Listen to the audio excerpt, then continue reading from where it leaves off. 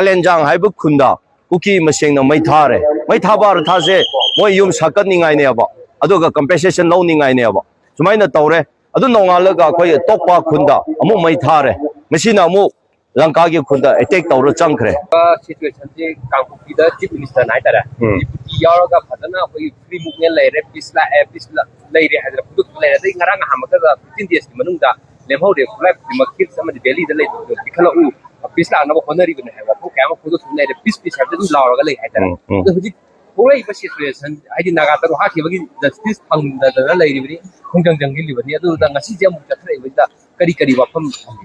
Haji problem di si thokpa mayam se maram maru oibadi Manipur da government se leitaba ga chamane maming da leibani maming da di government leiba sagani manung da di government leite si leite haiba artha di government leiba oi taradi nahan di ki mi sumaina hatpa phuba se kutak da action lokhakani asi boba da action lokhataba se maram na government se leite manung mapan da di government leiba saba praja nungai ni harau ningai do manung da di decision karimata moigi power se pi deba aduna atopa loin paire mapandegi condition ama thamlaga noi adu haiga dabani adu hairoi dabani adu haibe indradi noi adu oibe yaroi akoina taw haibdu taw dabani haibe gi directive ta direction adu khakta follow tawraga government je madugi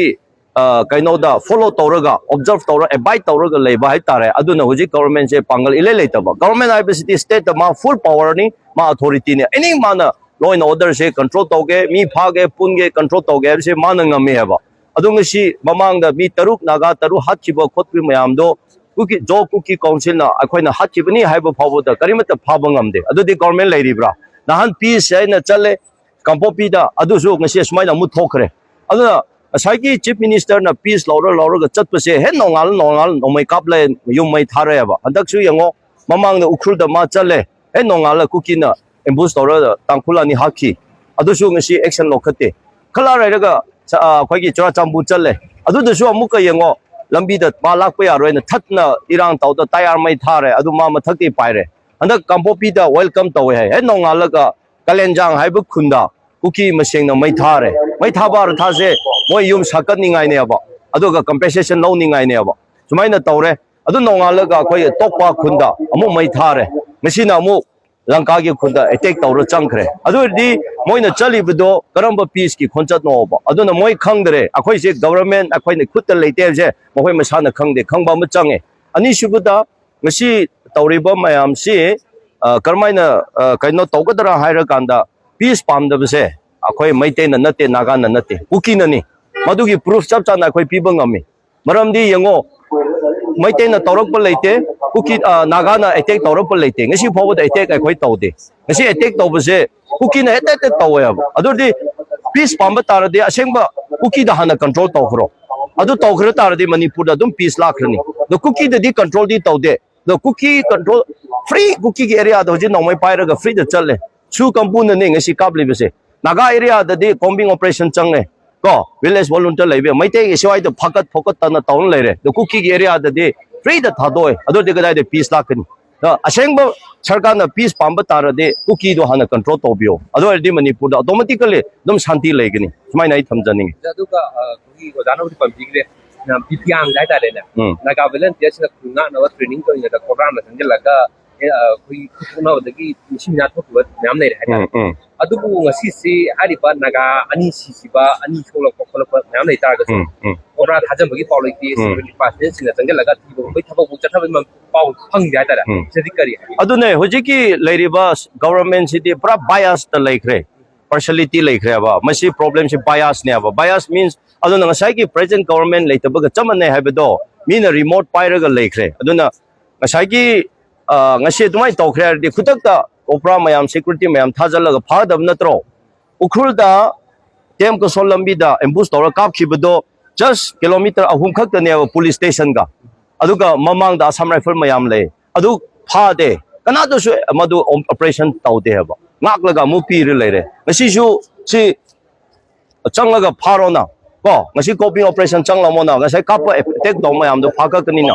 ado cookie ki area da de karimata operation changde free da changhalle khodale ko ado moi di nomai pai rab ne na mai te phangbada naga thena da dum hapta ba kapta ba ado di hojik mi hadali ba kadali ba se kana na no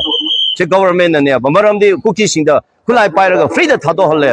ado di akhoi na government da hairoi dro ado naga da di chatpa ya de na thinjale mai te da swai da thinjale cookie da na free da chale ado de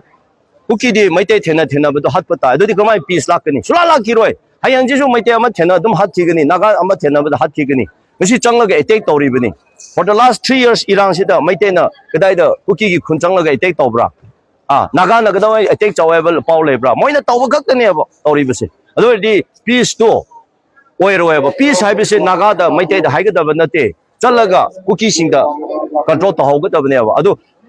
nomai pairi ba kampudu da kiba mong da sarkar ne leba ki sarkar ne chala wari sal mogoi da leire maite ga naga da na aran ba ki type ta tahalaga sibai thajal leire sibai thajang da mafam da sibai tajan de control to da mafam da to de toroi da mafam da tong leire sibai thajal loi da mafam da thajan dan leire adu ga dai de peace lakani aduna akhoi gi paliba sarkar se maming gi sarkar ne karimata manung da adu yaudre aduna sidi mina condition ama thamlaga thamba ga sarkar ne aduna power se pangal se thok tarabane ba na sigi condition da leire de mi mayam sigi gini akhoi di haina aduna chaknu tognu ai se akhoi hai ba amana chappa khuding se nongala ga nomai kapura khotra ma dum togne ba ana maduna takpadi cookie ji piece pamde maram di kri gi pamda ba moi di lan tawraga mi siraga moi gi demand do bargain tawri bane ba adumai tawdre moi demand phangoi ba ji piece lakh radi cookie se adum moi demand leitre ba adu mi hatpa mai thara de phara de phura de moi demand se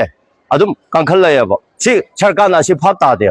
huramba mi du bu pharaga tandi pi du huramba mi du da authority paiba mi na themla chala de huramba mi kankhat pa tamne atro terrorist muthaninga akhoi plan taw da bane adu terrorist da kankhal la la de terrorist mathang da thaba cha thaba ta ba si sarkar se khang de ba ko duna hoji thok pasini duna aduma ngasi na khak na te amu thokki gini ko last de ba do praja na decide to ba tai ai dumai thamjage thank you